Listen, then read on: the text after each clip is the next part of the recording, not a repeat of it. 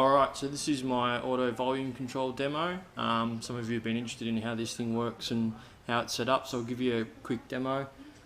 There's a few limitations on how it works and how it's set up, so it won't suit every setup and every person, but I think it's definitely worth exploring and having a look at if you can set up in your home setup.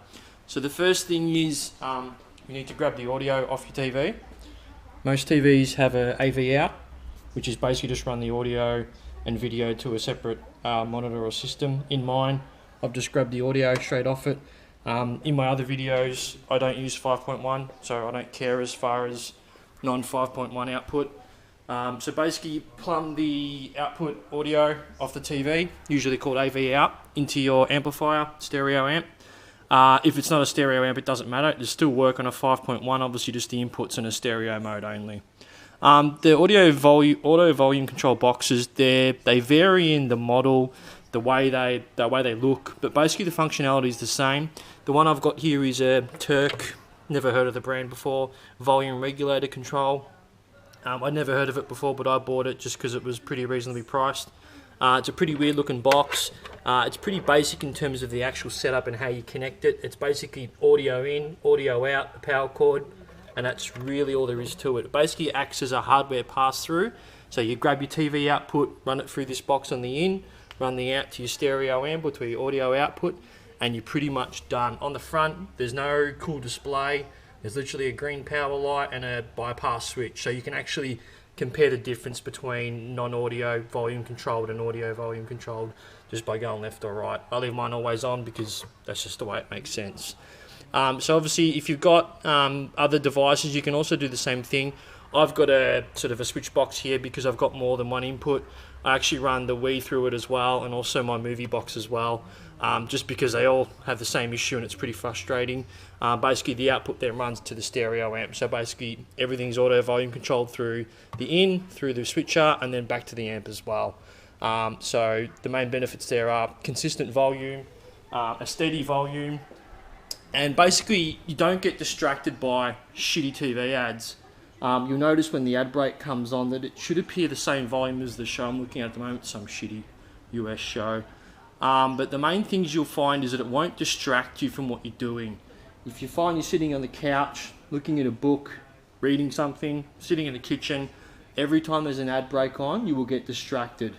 And you'll get distracted because the volume has to be at a consistent, the volume can be at a consistent maximum based on the regulations of TV media and advertising rules and regulations. But what they'll do is they'll grab the TV ad and sit in the studio for a week and modify the frequencies and mess around with it to make it sound, make the frequencies a lot sharper and a lot more consistent and clearer. So the end result is they can't change the volume, but they can simply tweak it and muck around in a sound studio. And they pay media companies, thousands, millions to do this sort of crap for leading TV commercials, mainly because it's revenue for them. So it's basically marketing programs, and they'll actuate the sounds, make them sound sharper and clearer and more direct, and they'll basically, all they're doing is trying to grab your attention. So if you don't have that consistent volume, that's what they're doing. They're trying to grab your attention. And a lot of people will say that TV shows, the volume sounds softer. It's actually the same maximum volume. They can't exceed a prescribed limit, but it's basically the TV ads are synthesized, enhanced, corrected, and they're mucked around with in a studio to really get your attention and basically do that quite effectively. So that's why TV ads appear louder and grab your attention and basically annoy the crap out of you. Every bloody 5 minutes you've got to hear, "Welcome to the block, the bloody freaking triple threat, blah blah." So that's a TV ad now, and the volume is exactly the same. It's probably a bit hard to hear on the microphone off the GoPro, but as far as I'm concerned, sitting here, you don't notice it. You could be sitting in the kitchen, have it at the same volume, and it's exactly the same. You don't get distracted by it. You don't even realise when the ads are on. These boxes are that good that you won't even notice when you switch between the ads and the TV program. So in terms of removing that frustrating distractiveness, that's pretty much bang on what they do. The boxes range in price. That Terk one in front of me, the little grey one, I think it was about 110 maybe from the US, a little bit on the pricey side, does the job perfectly. I bought another sort of experimental one from China. This is a little crappy one, AVC88.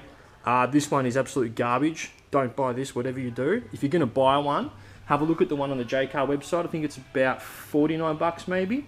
The reason why I say buy it from JCar is because JCar, they're pretty reliable. And if you find it's a piece of junk, you can just take it back and just go, dude, this thing sucks. Give me my $50 back. Whereas if you buy it from eBay, you got to muck around with PayPal and complaints and send it back to the US and stuff around. If you get it from JCar, you can just drive back and say this thing sucks. So you're relatively protected there pretty well. So the main thing these boxes are positioned to do is regulate louder volume, regulate volume spikes, or whatever the marketing people want to call it when they write TV ads. The other thing I've noticed that it does really well is bring up the volume. When you're downloading compressed movies and DivXs and XVids and MKVs and all that sort of crap, because they're compressed and go through compression and they're mucked around, sometimes the volume's a bit wishy-washy. Sometimes you'll find yourself actually turning the volume up and down during a movie. There'll be quiet scenes where someone's talking quietly or they're typing on a computer or something. You can't hear it, so you turn it up. Then it goes to a loud action scene where there's explosions and shit everywhere, and then you turn it down because it's too loud, and you're sort of switching back and forth. Some people might not do that excessively, but it's just that frustration between really quiet and then it goes really loud all of a sudden and you basically shit your pants. So these boxes will correct that, because what they'll do is they'll grab the volume signal at a best compromise, bring up the lows and bring down the highs, and try and bring it back into the middle. So, and the main observation that I've had is watching some of the movies that have been compressed and stuff, with the volume control cranked up and turned on. You'll actually hear different noises in the backgrounds. Like you might watch a movie that you've seen a few times, when the volume control box is already set up and plugged in, you might find you'll hear different sounds in the background that you haven't seen before, and you'll go, oh, that sounds different. I don't remember hearing in Days of Thunder the noises in the background. Just slight observations. So the boxes do one thing is bring the volume down, shut the frustrating ads up, take away that annoyance. But they'll also bring up the quiet scenes in movies and TV shows, so that it's much more consistent and much more on a level playing field, and the consumer's not suck it into frustrating my block triple threat and that freaking stupid how to get away with murder. Sick of that freaking ad. So this box will take away that frustration and that distraction function, and make it consistent, and you just basically get a much better TV experience, which is really, really good. My wife's noticed a difference. You can certainly tell straight away that it's flat, more consistent, more normalised volume, shall we call it. And you don't have to keep changing the volume, which is another benefit as well. You can set it at a set volume, and it won't go above or beyond or lower than that, and keep it at that static rate. So the other main one was, if you've got a 5.1 setup, obviously you're kind of screwed in terms of how you do that. Some of the 5.1 amps have this feature built in. The Pioneer one I've got in the bedroom, it is a 5.1 amp. It does have auto volume control built in as a feature. It's called ALC on the Pioneer. But what it'll do is it won't enable it in 5.1 mode. So the second you say ALC enabled, it switches to stereo and does a down mix. So the obvious drawback there is, well, you can't have 5.1 and auto level, auto volume control. So you're kind of stuck between deciding what you want to do and what features you want. For me, consistent volume is pretty important, and removing those frustrating ads is the number one factor. I don't have 5.1, so I don't care. But you can, if you do have ALC, or if you've got a Pioneer amp with ALC, or some of the other amps have got it might be called AVC or a different function. It's basically auto volume control. If your amp's got it, try it for a day or two. You might love it, you might hate it. It might be worth that trade-off of turning off 5.1 and trying it in stereo mode and seeing what it looks like with that auto volume ALC control turned on. I know the Pioneer one's pretty good, because it's a much bigger hardware processor than these small little shitty boxes. Obviously it does probably a bit better job. One of the criticisms these boxes get a little bit is sometimes they'll make clipping sounds in the actual audio. So when they've got to scale the volume up and down really, really quickly in real time, obviously a little box like this, they can only do so much processing. There's not much hardware in them, so there are some slight drawbacks. Sometimes you may hear clipping and sort of clicks and pops. Sometimes it does happen. I don't notice it watching TV. I haven't seen any while this has been recording. It's usually you'll pick up the clicks and pops and stuff when it's really, really quiet and the box has really got to amplify the volume. And obviously it has to do that in real time and cut the frames up. So it's got to do it in a really quick fashion. So you may hear clicks and pops. You probably notice it more if you're watching DivX Xvid movies downloaded. If you have the volume up really high and the auto volume control on and it's a quiet scene, you'll hear the box click up the volume really, really quickly. And that's that clicking and popping sound. It's a minor issue. I wouldn't call it a major problem. I wouldn't call it criticism. If you don't want that clicking and popping, go and buy a $3,500 volume system and it'll do it for you, and obviously then it won't. But for a $50, $60 box, it gives you most of the benefits and shuts up all their frustrating ads. These boxes are pretty much perfect, much better, consistent, and everybody wins. So just to recap, plug your TV audio out through the box into your amp. Or if you don't have audio out off your TV, you could grab your Foxtel box, chuck it straight through, and then plug it into your amp. Or you can just experiment with it. Grab a DVD player, chuck it in through your audio box, chuck it into your amp, try with it on and off, and just compare the difference.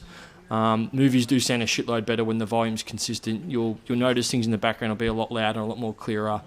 You'll hear things in the background that you didn't really notice before. So much better experience.